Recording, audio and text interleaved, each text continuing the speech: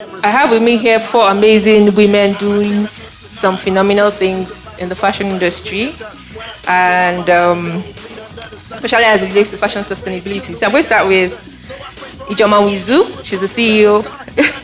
Jamaka Wizu. She's the CEO at Diakwu Cloth and the founder Thrift Slayer. I also have with me Folua Aulime. Yeah, she's the creative director at Lapuzili Designs.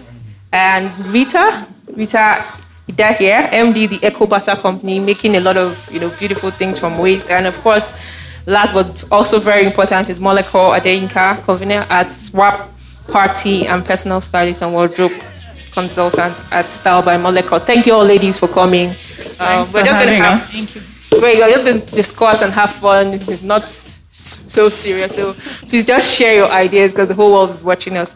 So basically, I need everyone to do an introduction of what they do. So IJ, I'm going to start with you. Right.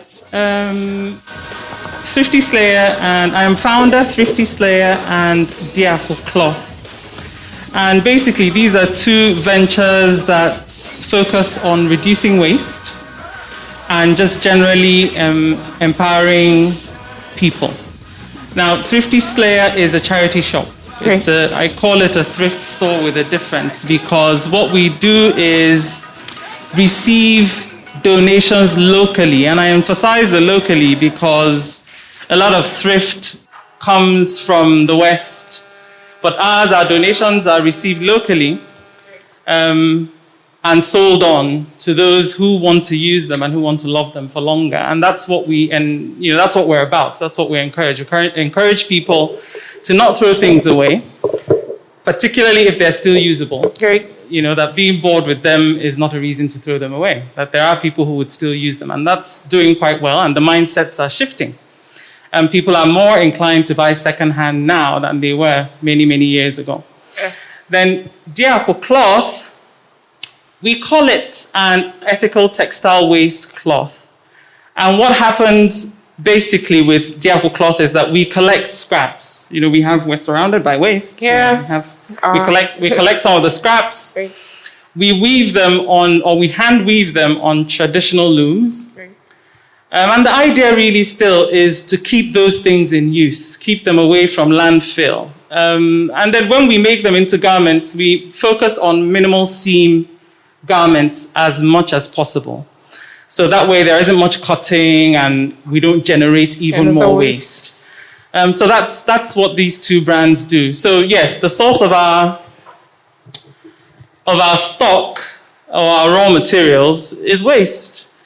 And also locally, for Thrifty Slayer, local donations. Awesome. Great. You're doing amazing work. I can see the designs and it's mind-blowing. Ife, can you tell us a bit about Lapuzili Designs? Okay, hi, my name is Ife Awulimen. I'm the creative director of Lapuzili Designs. What we do basically is design out of waste. So we transform waste items like plastic, wine bottles, and all kinds of different kinds of waste into decorative, wearable pieces of art and for home decor as well. So what we do really is we collect waste from different sources and we try to intercept them from before they get to landfills because we use unscratched bottles. We don't want them scratched. We don't want them looking dirty. So we source them directly from people who dispose them. And so using handcrafted techniques, we transform them into beautiful pieces of art like earrings, neck pieces. We also do some home decor like bottle art and different things like that. So basically, we also use it as a means to educate people about waste, plastic waste, and the impact of plastic waste in our environment. Plastic waste ravaging our environment. It's destroying our our habitat. So we need to enlighten people, using that that medium. So that's what we do. Thank you. Great. Rita. Hi. Can you tell us a bit about the Eco Butter company? I really love the name, the company. Thank you. I love it too, though. Well, my name is Rita Ide, and the managing director of the Eco Butter Company. So what we do at the Eco Butter Company, like every other person here, is to collect waste. So we work with typically hard to recycle waste, and typically hard to recycle waste, especially plastic bags, because they are really notorious. So you see them because they're flexible and lightweight. Even when you dispose them the normal way, they fly out of your bins, and then you see them on the roof. They choke lives like chickens and stuff like that. They choke the soil from transferring nutrients, and worse is even the marine lives, so the fishes and all. And when these things eat the plastic bags, we eat them at the end of the day, so it ends up coming back to us. And they are so notorious and yet often neglected by existing recycling collection schemes. So that's why we work with them. We collect them and we turn them into fabric. And how do we turn them into fabric? We use local skills, mostly weaving on the weaving loom, the traditional one, and crochet, knitting, really, the way you make your cardigans and stuff. So we use these techniques, and we employ or empower mostly local women too, because women from internally displaced camps, women from low-income communities, or women that have skills that are related to that but are not able to monetize the skills. So we work with those women to transform the plastic waste that we collect to fabric, and then at the end of it, we turn the fabric into new product like tote bags, shoes. We're working on different products, and now we're working on dresses and seeing how it goes. So that's what we do at Eco Butter. And so in just 3 sentences, we're working to reduce waste, we're working to empower women in indigenous communities, and we're working to keep traditional skills alive. Awesome, amazing work. Monica, our wardrobe consultant. I like that part. Yes. So can you tell us a bit about the swap party? You have some swap party consultant and all of that. So tell us about that. Yes, actually, well, my name is Moleko Adeinka. Great. My brand is called Style by Moleko. Awesome. And I'm a personal stylist and wardrobe consultant, which means I deal with a lot of people on a one-on-one basis. I go to their homes, I consult for them with their wardrobes, try and make their wardrobes suit their personalities and their lifestyles.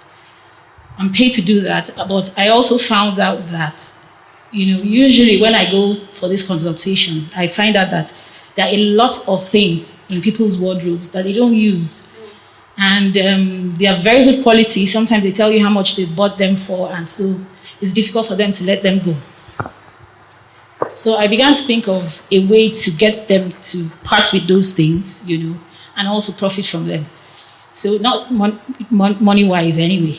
So the idea of the swap party started. Great. And I first did a little research and found out that amongst my friends, they were, all up for it. So we started it. We do it like once every quarter of the year. I started it 2 years ago. So what we do is we create this space where women like you and I declutter their wardrobes. I encourage women to always declutter their wardrobes. So we do it every 3 months. So we give women time to do that. And then what they do is they bring those items they don't need anymore. But we're pretty strict on the kind of items they bring. So we make sure they are still in good shape. And if there's anything that needs to be done, cleaning and all that, they do it before they bring it. So we create that, warm environment so the women can sit down, chat, talk with each other, socialize, maybe even talk about business. Great. But, the main thing there for them is that they can swap items. It's not like give me, I give you. We create like a shop. So you can go around and just choose. So I have this. We have a working system. Okay. It's a bit complex, but what we do is we value the items Awesome. that the people bring, and then they are able to. We give them what we call tokens. Okay. So that is like what they use to shop. Awesome. Sounds very interesting. You let us know when the next one is coming. Amazing work. Very inspirational. I'm sure a lot of people are wondering, this is really good. How come we haven't, tried this out? So let's get into the main business of today. My first question will be to everyone on the panel. How do you source your raw materials? Maybe I'll start with you, Rita. Yeah, well, we collect from households and corporate organizations. It has to be post-consumer. So Great. we have hubs everywhere. So we have a particular hub in Gariki Market where we work with the market women, the cleaners, and collect the plastic bags from there. We have pickup schemes where you can enroll. Just call us. We come to you to pick up your plastic waste and stuff. So, yes. Okay, awesome. Yeah, the interesting thing about mine is I have my sustainable partners are here. So it's a partnership. So I use a lot of textile waste and plastic waste. So recently we started collecting from Ekobata, yes, and Thrifty Slayer. They collect textile waste from tailors. They use it for their local initiatives. So I collect from there, and also from households in the neighborhood and all that. So we try to collect them, clean, so that we can use them. Yeah. So that's how we use them. Right. Thrifty Slayer, we get our clothes and items from the general public here in Nigeria. They donate them to us. Diakwu Cloth, we collect from manufacturers, production houses, tailors. That's where we get our raw materials. Awesome. Great. So it's like a partnership is already. Yeah, so we okay, great. We share waste, we play in waste. Interesting. So, Monaco, this is for you. Do you think we have fast fashion in Nigeria? Would you say we have that? Can you give us an idea of what fast fashion is and tell us if you think we have fast fashion? Okay, fast fashion basically is a process, or should I say a process where there is a mass production of fashionable items, clothing especially, off the runway, trendy. It's mostly trendy outfits because that's mostly what's in demand. That it's made, manufactured in large quantities. And the bottom line for fast fashion is really profit. So the companies that do this, they make these outfits or this clothing in large quantities. They don't think about the aftermath of what it's going to cost. Okay. They just think of the cheapest way. And once you think of the cheapest way to do something, there are a lot of corners that will be cut and all that. So that's basically it. And companies who do that to meet the demands of the people. I don't know how much time I have, but if you go back in fashion, there was a time when in the West, fashion was in 4 seasons. Okay. So you had summer, winter, and all of that, yes. And all that. So when you had those, it was more controllable because people could wait for a collection.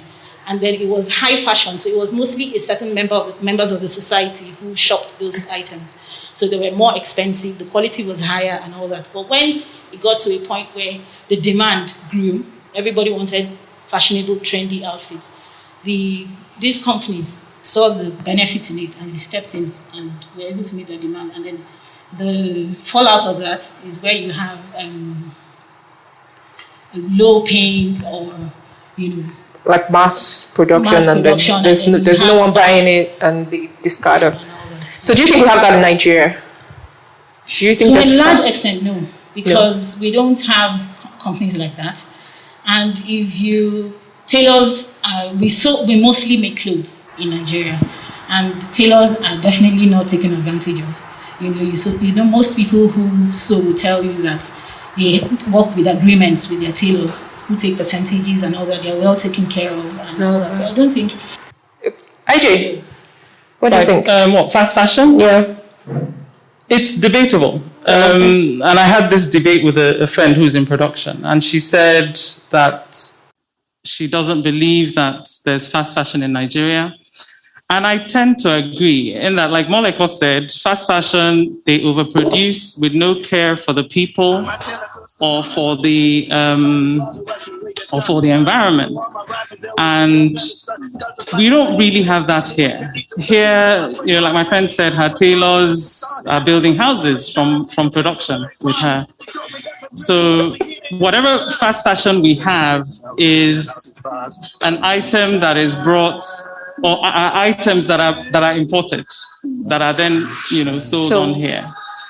So no, Nigeria, we don't quite have fast fashion of our own yet. Yeah. And hopefully we won't get there. Hopefully. And also those items, these companies bring in the items to sell. They're not even as cheap as you get.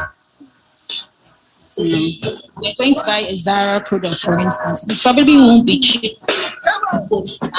thing outside the country. So we'll say we'll have more like fashion of pots, like the ones we have on the floor.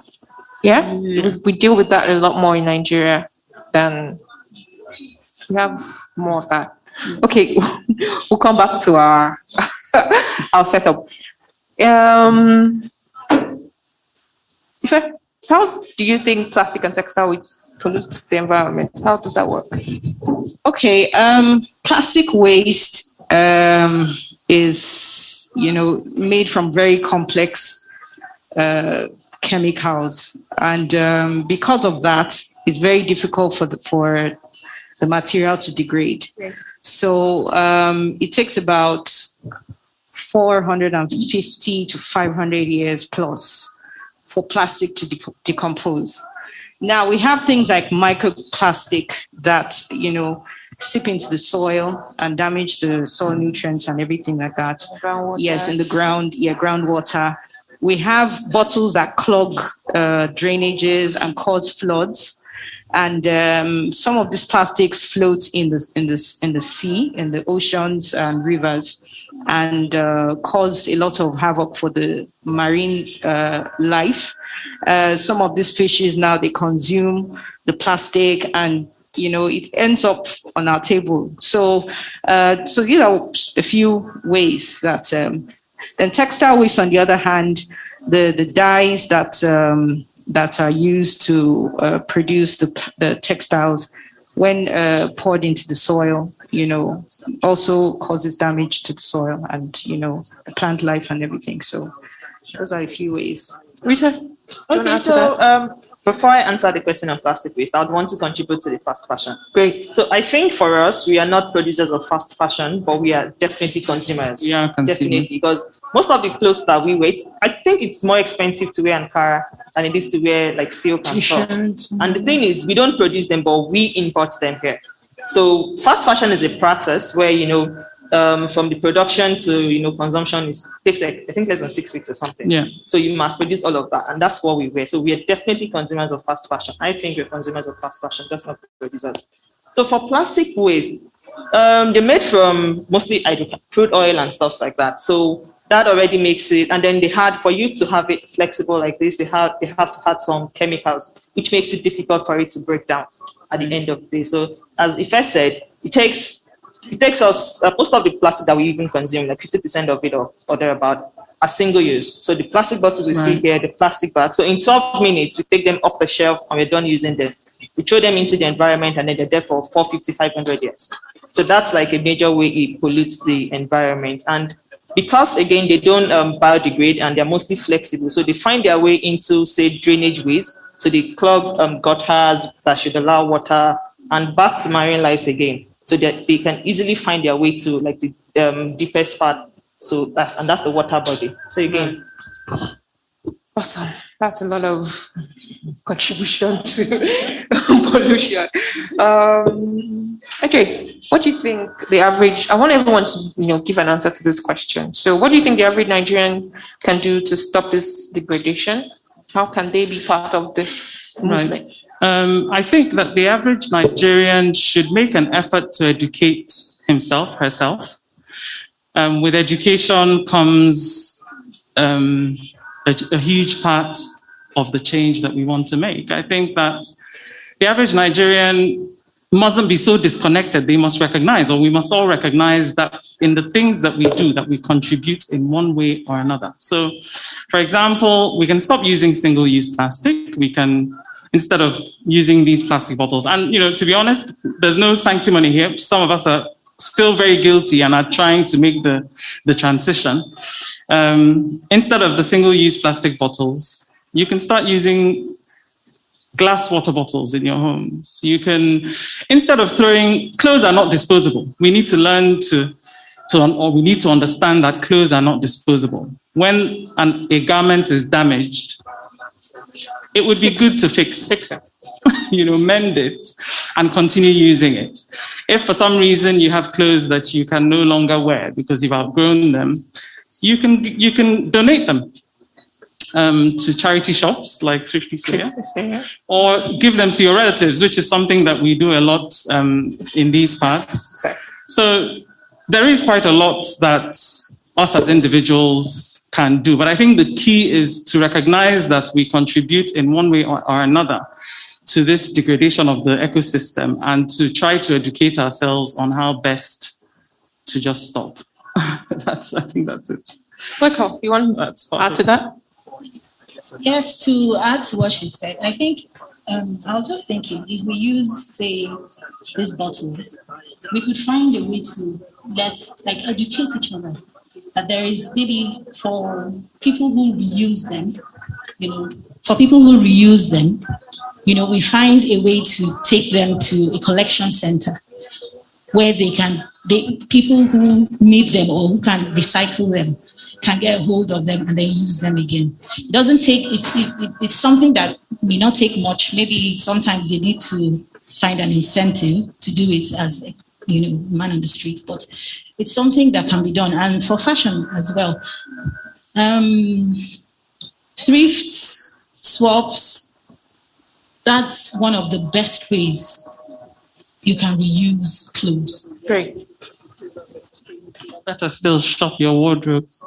Shop your wardrobe. Shop your wardrobe. Okay. So instead of going out to buy something new, just go back into your wardrobe. Particularly if you find that you're about to buy something that you will not get, they say 30 wears out of. I was going to say. So if you're not going to get 30 wears out of it, you probably have something similar or almost exactly the same in your wardrobe. Go back in there and do the shopping there. Most people are impulsive buyers. That's So that's where the problem is. And then we have a lot of Ashwebi. The Ashwebi trend in Nigeria. So and most people don't wear their Ashwebi dresses twice. They say, no, I want on Instagram. Can't wait. Those kind of things.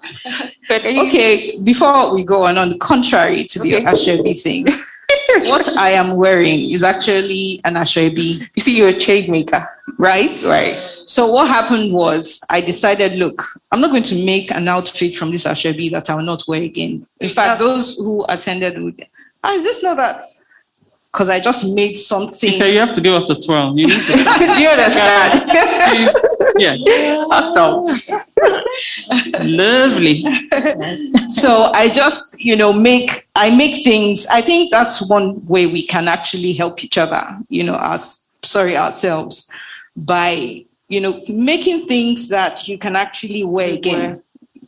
Most of the ashwebis I get, especially if it's Ankara, I just make something that, look, you know what?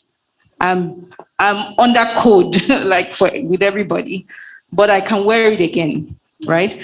Then when it comes to plastic waste and all this waste, there's this thing that Coca-Cola started doing, World Without Waste initiative, which I attended in Lagos. Starting from the establishments, they got different bins for different kinds of waste. You have the, paper waste, plastic waste, and etc.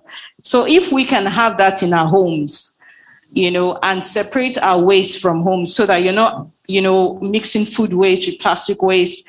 And if you know that people like us, use this waste for different things, you can just help from the home, separate this waste. And, so when people who collect can easily collect without having to sort this waste, and spending so much time. So it starts from the home. Besides being enlightened, we can actually start from our home and find out who are your local collectors, in the area, and, contact them. I think that's one of the ways. Okay, so for me, I think we just all need to slow down, because everything, the fast fashion and the reason why we have so much waste is because we want it fast-paced and immediately. So we all need to slow down first and then just think beyond ourselves, because we are on this planet, but this is literally the only planet that supports life. So if we keep consuming the way we are consuming, right, at the end of the day, the planet won't be able to sustain us again. So again, for me, it's just we need to slow down. And then after that, we can now start thinking about how can we do better for the environment, and I would say responsible consumption. Echoing what every other person has said, when it comes to responsible consumption, you have to consume things that clothes that you can wear for a very long time, right? Said 30 times. 30, do you understand? Right. Then I need to write that down. ditch single-use plastic. So, because the better alternative. So, for even your bottles, you can use bamboo that you know that at the end of life, for example, they are biodegradable. Right. There's different things. Your toothbrush. So, we're still talking about that. For your toothbrush, that bamboo alternative. For your plastic sponge and stuff, there are natural alternatives that would biodegrade. So I think we need to start thinking responsible consumption and just looking beyond ourselves and satisfying our needs. We need to think about the environment. So when you want to shop, that just guides you that, okay, I need to look out for stuff that are biodegradable or eco-friendly.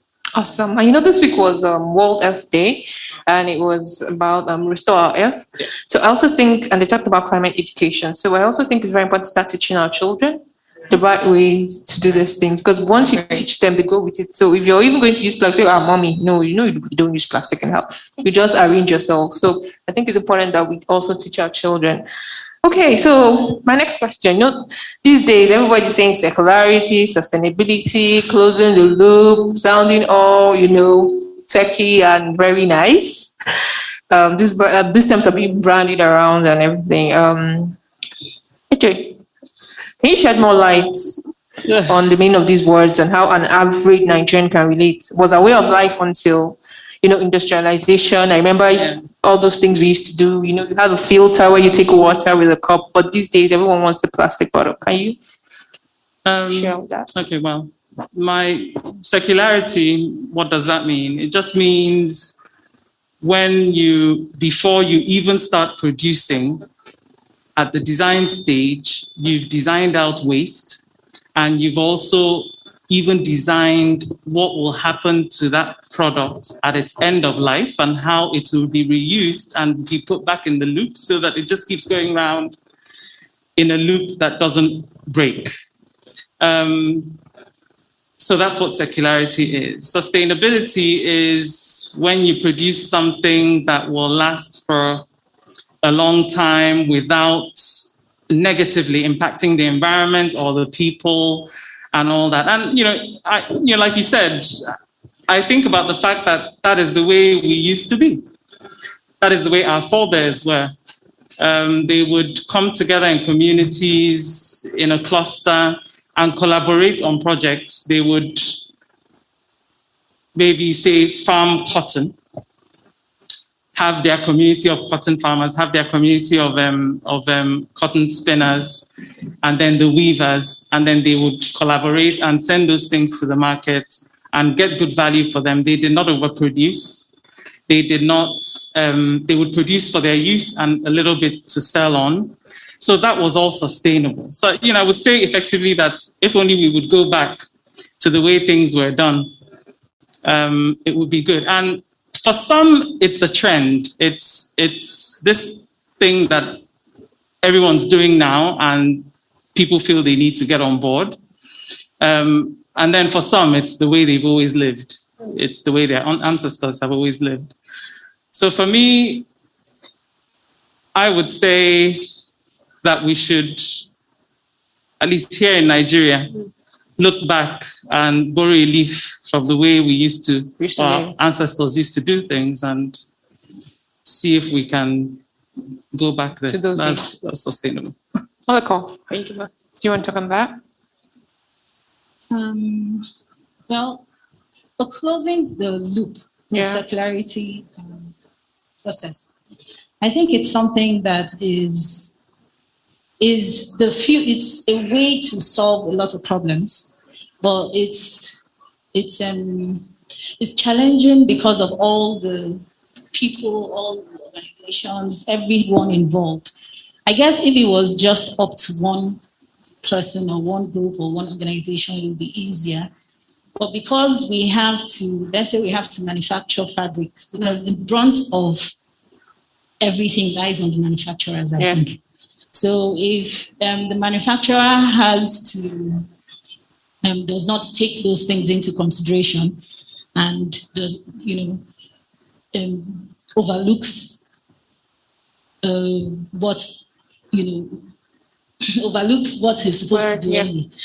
at the end of the day, the other companies involved, the other firms may also overlook playing their own part.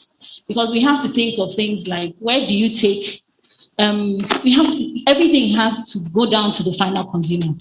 So you're telling the consumer, when you are done using this, you can take it to this place and they will take it back from you. Let's say it's a product made by H&M, which is a high street brand. They are telling you when you're done using this item, you can bring it back to us and we'll recycle it. Or we are telling people that you can repair whatever it is that we made, because we have made maybe the zippers, or we have made this outfit in such a way that it's easy for you to repair or fix or recycle. All those things are things that require a lot of inclusivity, and these companies have to be very deliberate. So I'd like to see companies do that, because it can be challenging for them. It will involve a lot of time, a lot of resources. So it's something that will be good to see happen. Awesome. But can I just say that there is the argument that sometimes the companies that do that are greenwashing. A situation where they come out and say, oh, we have this sustainability aspect of our brand where, yes, we'll take back this and we will recycle it and make it new. But they haven't stopped their unfair practices. They're still manufacturing in places where they're not paying the people. They're still manufacturing in places that the workers are working in very poor working conditions. And so effectively, this is what they show. And that's why I said for some, it's a trend. Yes. This is what they make a point of showing the world. Oh, we now have this take-back scheme. It is green, it is eco-conscious, it is eco-friendly. But it's just an aspect of their line. And then they're still doing damage with a lot of the other.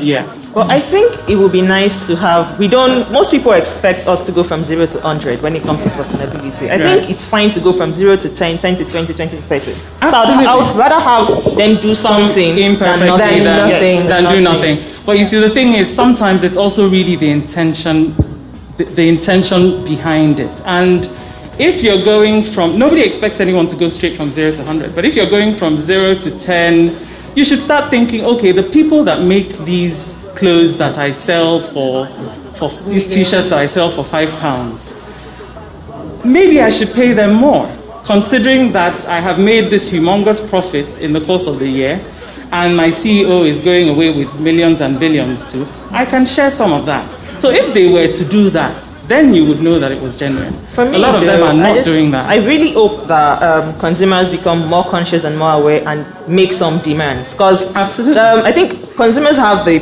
most power to actually drive sustainability and enforce companies. Because imagine, I won't actually give names. Imagine two companies, right? We have the same practice, we make the same profit, and I'm motivated to go green. And we all know green is more expensive, at least on the short term, right? So that means I'm going to cut on my profit. And if consumers are not aware and they still probably just go for the other person, so that means the other person makes more profit. And businesses are set up, like normal businesses are set up for profit first. So we are seeing the rise of social enterprises that have concern for the people and for the environment way more than profit. But regular businesses are set up for profit. They have investors that are like me and you that would down their neck for profit. So I think for me, I understand the profit angle. And I think that this whole push should be more on the consumers, rewarding companies that are going eco-friendly. Yeah, absolutely. To an extent, yes. But you see, the desire to make profit is something that is really, especially in the fashion industry. If you check it, Zara at one time was like one of the CEO of Zara was like one of the richest. Exactly. Yeah, I think fifth. So you're seeing the kind of profits they make. And even as shareholders, if I'm showing you numbers, you guys, I can tell you, yes, we have a section, like EJ said, we have a section that caters to that. Care of.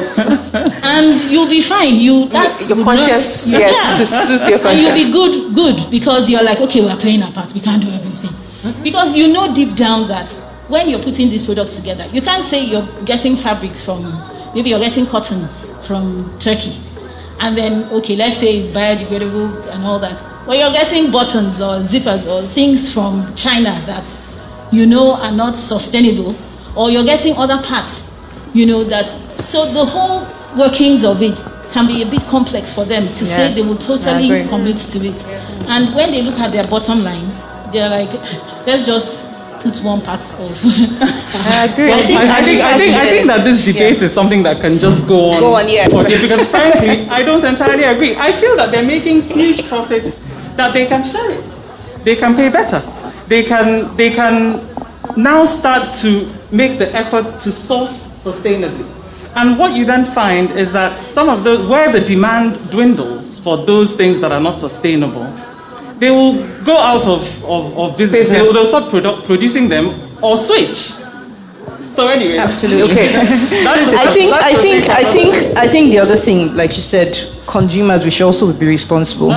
We should begin to ask questions because we cannot control what is being produced, but we can control how we consume, and yes, how we spend and how we consume. You understand? Because sometimes this fashion industry, they bring out things and they have this thing that they know that people will buy. Okay, so they present it to us and we just buy.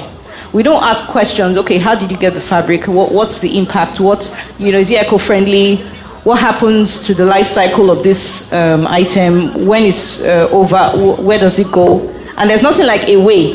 When you throw something, it goes somewhere. Mm-hmm. So that's why we have all these landfills all over the world. It's really, really bad now. And we are the people, we actually have the power, consumers have the power to control what is being manufactured. But when we begin to ask questions and we have, ways to enforce our demands, you understand? Yeah, that's it. Okay, so I'm sure if we leave us, we'll keep talking about this. It's a very, it's deep. Okay, so the world's largest polluters, of course, we know, is the petroleum industry, where you get the plastic from, and second one is the fashion industry that we're discussing here. So we've talked about the man on the street and what you can do to stop pollution, more awareness, we'll try to make the right options. But what can government, like Nigerian government around the world, and big businesses do to stem the tide? Well, for Nigeria, I don't know if they give that much attention to the Nigerian fashion industry to know what they're doing. I don't know if they've gotten to that level, but maybe regulations, maybe incentives, to make them walk on the straight and narrow, I guess. Peter? So I think the role of government in most things is to create an enabling environment via their policies and regulations. So what can government do? Make policies that encourage green companies, both in the fashion industry and packaging. So I think for plastic waste, they are doing certain things at least. So there are a number of policies for plastic waste, and I saw there was a call for eco-friendly packaging solutions sometimes last year.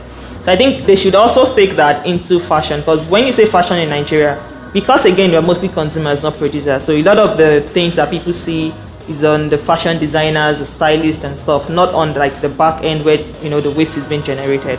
So I think for government, they just need to create more policies that encourage eco-friendly production system, and then even in the waste management, so eco-friendly things. And we need to somehow just enforce a very transparent supply chain. So even if you're not producing in Nigeria, if you are bringing your product for the Nigerian market to consume, you need to be able to see, like Ife said, how did you make this?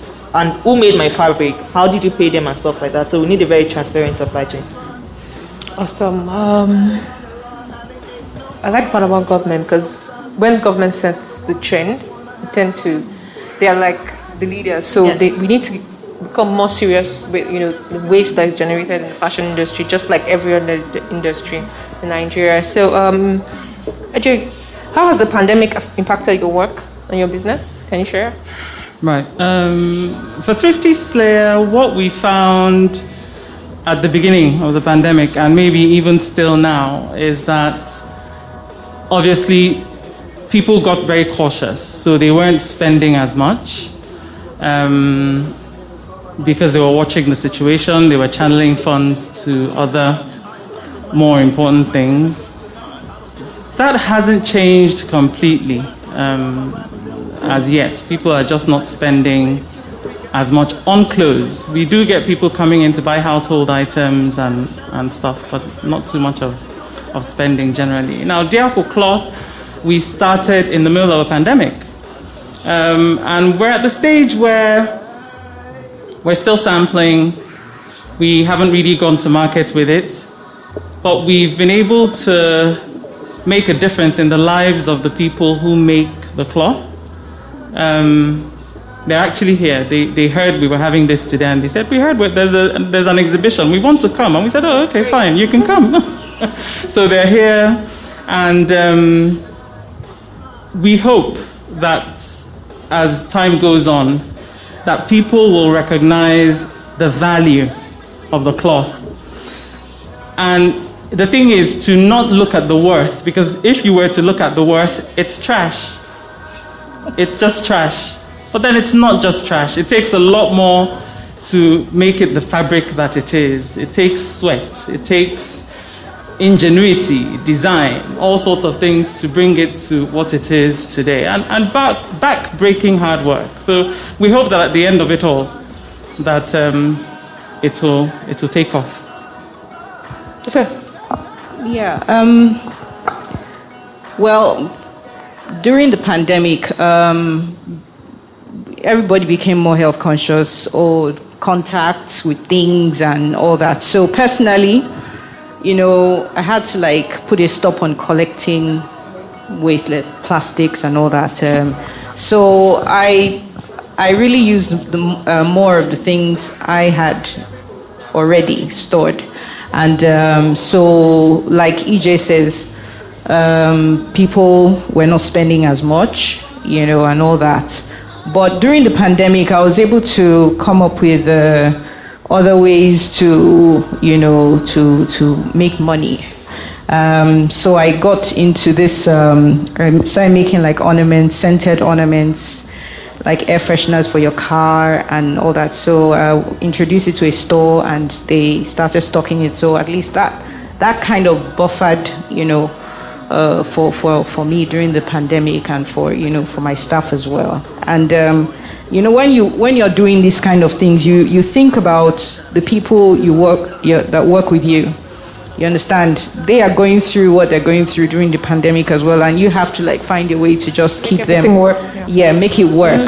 Yeah, it's really, really important. And so that was the impact. But we're coming through. And we're just trying to let people understand that, supporting brands like ours is actually good for the environment, not just the environment. We're doing our best also to make them desirable and, looking good, nice, so that they can have more eco-friendly alternatives to what they would normally buy. Yeah. Awesome. Rita? Okay, so for us, we had to literally lock down our workshop. Because the pandemic happened and the country was on lockdown, so that was the major effect for us. And again, like everybody, we work with local community women, and so they needed welfare and stuff like that. So we had to still be there, despite the fact that the workshop was on lock. And what we make, most of the products that we make from this waste, right, the fabrics, they are mostly for outdoor stuff. So tote bags for when you're shopping, shoes for when you're going out, purses and stuff. And nobody was going anywhere, so nobody was buying anything, So that was the major thing that happened. And right now, we're going, we're getting back out there. People are going out. We're having gatherings like this, and so people are starting to make requests and all. But if there's any good thing that happened during the lockdown, it was the fact that we had to move our sales, even though it wasn't happening, but we moved it online. So we have an online store where we sell, aside from our recycled products, so we sell other eco-friendly products that people were at least buying then, so toothbrushes and stuff. Awesome, great. Welcome. Well, for me, for the personal styling and consultations, that had to stop. Physically, I had to stop. You didn't style anyone for PJs, because during that lockdown, just people do PJ. Well, online, people still consulted and reached out to me, but that was online. And then sometimes I would have classes too. Okay, great. For people who want to learn about personal style and how to fashion up their wardrobes and all that. Then for the swap party, we definitely had to stop that because there was a hold on events. So we stopped that. And then for the rest of it, we had actually just had one before the lockdown. So we're supposed to have, like every 3 months we have one, and we missed like 2 others until the end of the year. But in December, we decided to try one out. And I didn't really like it because, the whole COVID restrictions and everything, it wasn't as warm. Because we wanted it to be. Yes, the people who come for the swap party, they also like the warmness, the fact that you can interact, sit around, network, and all that. So that's really affected it. And then this year we haven't had any yet. So we're looking maybe from May, June, something. We're also looking forward to it. All of us. I'm sure all of us can. I actually swap my whole wardrobe. It's a fantastic event. So we'll have so much fun. Awesome. So I think our time is almost it's fast spent. So we'll just. So have we done an hour? Should we continue? No. We still have about 10 minutes, 12 minutes. Should we continue? Yes. We still have about 12 minutes to the hour. Oh, we've got 10 minutes. 10 minutes, yeah. Okay, so I think Rita, I think you should just give us an answer to this. What would you say about the argument that recycled plastic product is not as sustainable as it continues to release harmful, substances, microbes into the community? So, I don't know. What do you think? I'm a very practical person. I did talk about greenwashing. Yeah, I'm a very practical person. Yeah. I would rather have you recycled than not recycled because there's no way we won't generate waste. Even in the responsible consumption, we would generate waste. So I'd rather you recycle than not recycle. I'll take 10 over 100 and 0. Right, so, great. What do you say? What was the question? Okay, so what would you say that, recycled plastic is like greenwashing, like that it's still releasing some sort of waste? Yeah, I agree with Rita. It's still better to recycle than not recycle at all, but I think that it's also very important that with education and advocacy, people will move more towards recycled products so that new products are not being made. I think that's the key to prevent new products from being made and to use what we already have in existence because they will still be here for the next 400, 500 years. So it's either you leave them at the dump site where they are causing all sorts of problems, greenhouse gas emissions, climate change. You might as well just recycle. That's my take on it. Awesome. So, what are the major challenges in starting and running a sustainable fashion business brand? And how can we make that niche more attractive? Like, what can we do so people are aware that these brands are helping the environment, like you said? Yeah. And also creating jobs. See all the beautiful women here that work for Diakwu Cloth. So, okay, I think for our own terrain, like Nigeria as a country, we have several other challenges that we are dealing with on a daily basis. When we talk about hunger, and all that, just lack of basic, things like education and all that, it's a very imbalanced society where we have the haves and the have-nots and, and all that. So for us to be able to succeed and thrive as sustainable brands, we need support, and we need the support not just of the government but people, and we need to be able to stay afloat, based on the kind of things we do. We're helping the environment, but we're also working hard, like I said before, to make these things appeal to people so that they can actually say, you know what, rather than buy this, I'd rather do this and support this brand, So the major challenges we have really is, people are not thinking of, I want to go eco. This is work on the mindset of people, make it. Yeah, you don't have that. So we want to encourage people to, think because we have just one planet, what can you do as a consumer? How do you begin to make changes on your own, begin to make small changes. It doesn't have to be big. If each and everyone can do one thing or the other to be sustainable, even from the home, like even from your home, you're separating waste and all that. So these are little ways you can use to support brands like ours. Then funding. When you do, they say, oh, you're making something out of waste. First of all, it's really waste, and so, and when they look at it, but the surprising thing is, when you now show them the product, they're like, wow, you mean you did this out of this, And so that is what so one, the enlightenment, want more people to be aware of what we do, and, so we work really hard. We do. I can tell you that. It's not easy picking up what someone has used. Yeah, it's easier to just go to a store and just go and buy something. But going the extra mile to do these things is really, and we're passionate about it. If not, we are passionate about it. I wouldn't be doing what we're doing. So so that's it. Rita? Okay, so I think the major challenge is the fact that there is lack of awareness. So most people do not. So because it's like a sustainable brand or something, you carry the true cost. So your products are more expensive than what you would normally get when they mass produce, right? So, and people are not aware that you're carrying the true cost, so they think that it's just expensive for nothing, coming from waste. So I think what we need to do is, one, organize ourselves properly and leverage on the media. It's a social enterprise. We're supposed to use regular business skills to advance our course. So we should leverage on the media, try and do more ads, conscious ads that let people know why these things are better, why they are more expensive. Because the truth is, it's not that people can't afford it, they just do not see the value.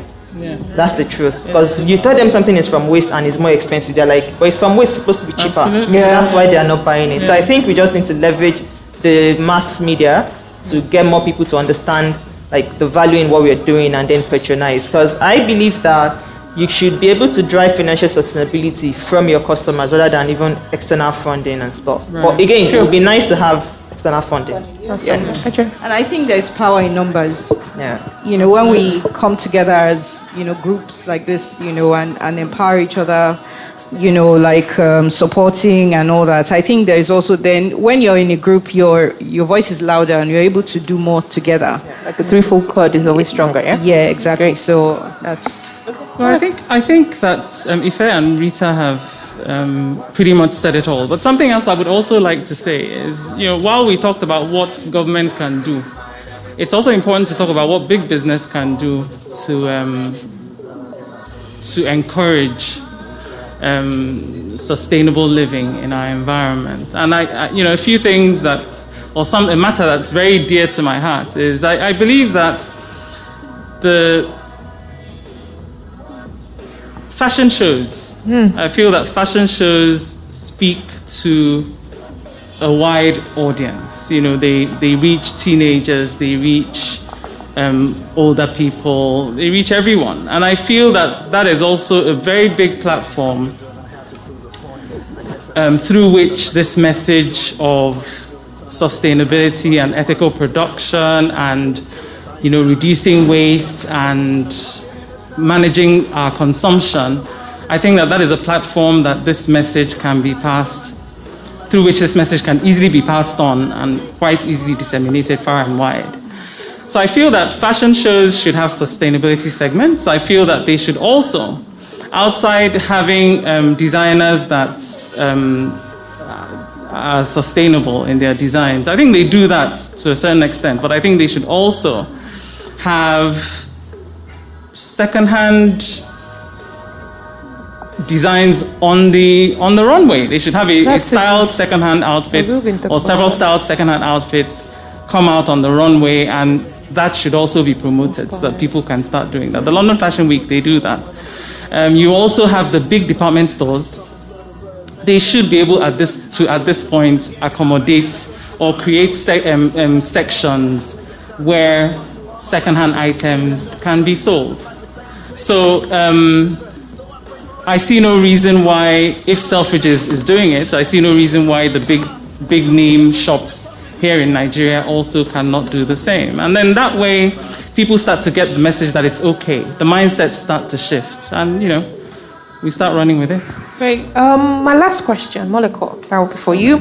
So how can we use fashion as a vehicle to educate and drive positive change in the society? So how can we use fashion to drive, as a vehicle to drive positive change? How can we use the fashion industry, the waste, the sustainability, everything, climate change and all of that to drive change in our local communities? Yes, I think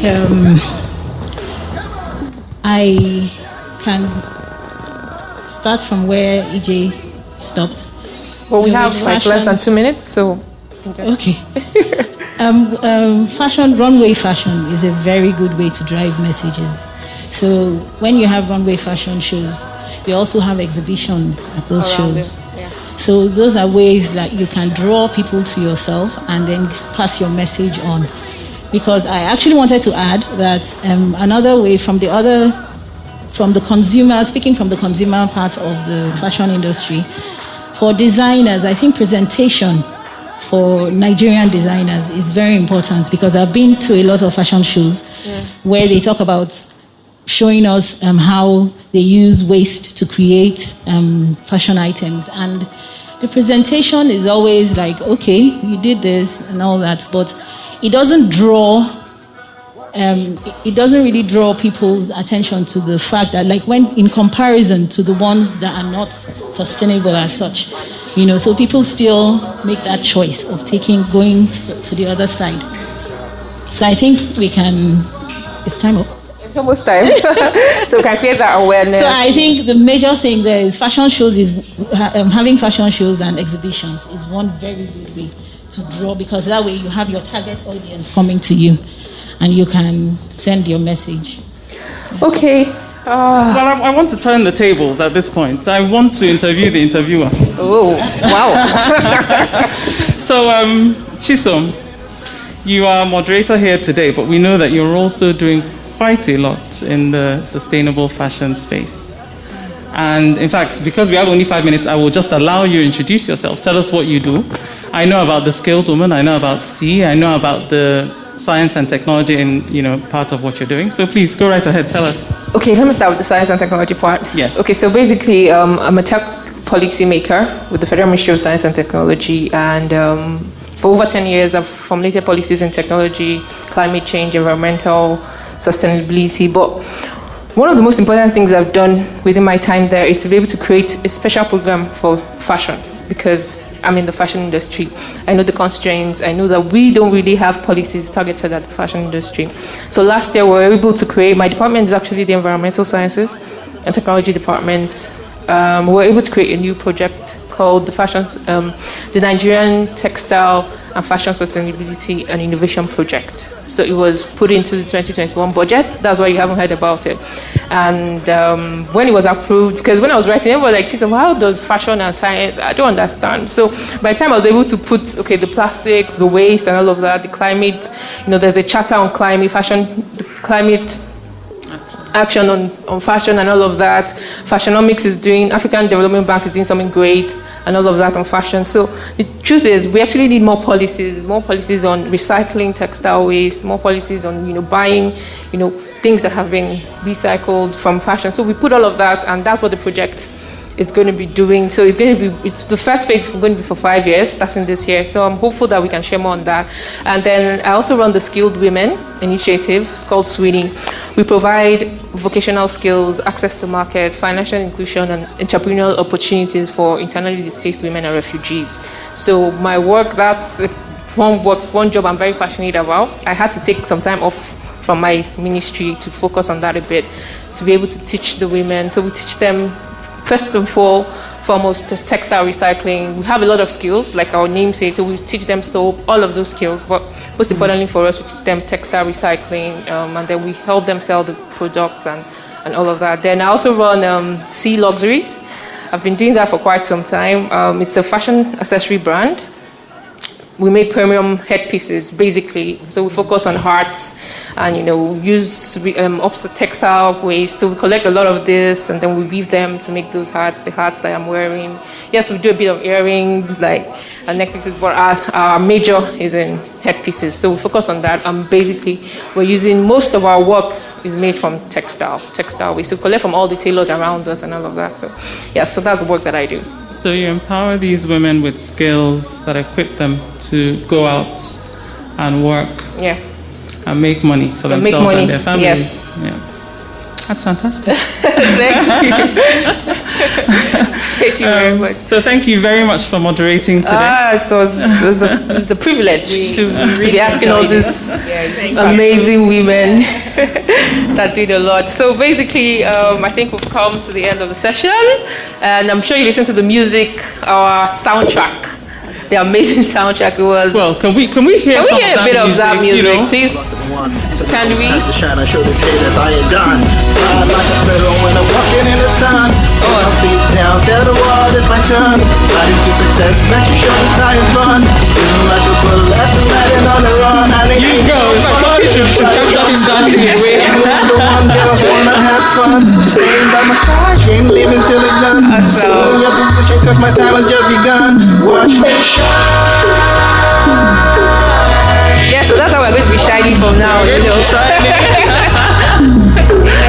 Yeah, so thank you. So the background music was by June. He's a hip-hop artist based in Abuja.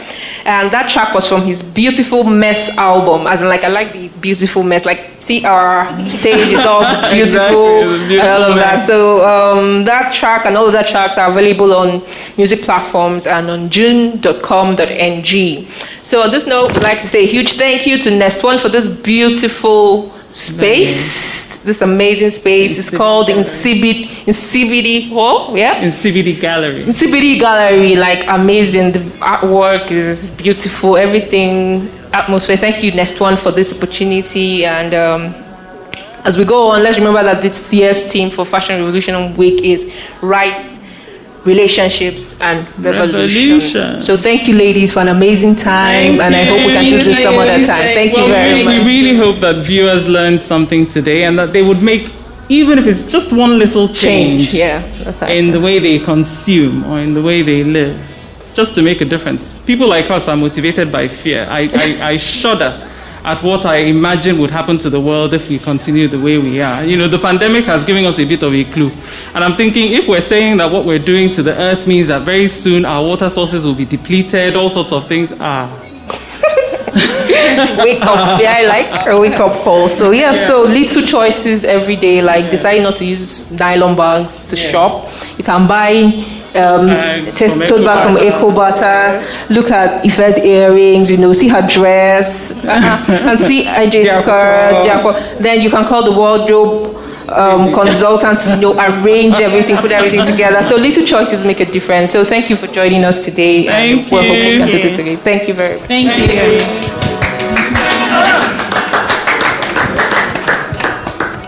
Thank you.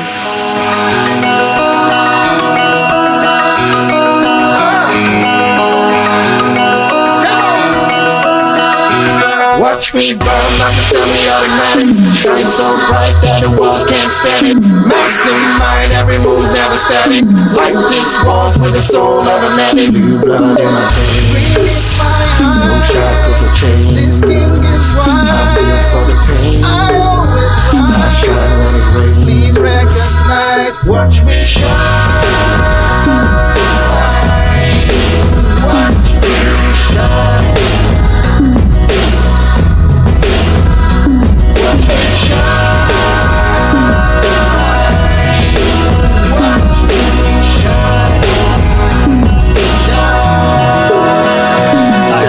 Comfort zone, I have to prove a point. I guess another selfish thought by coding up a joint.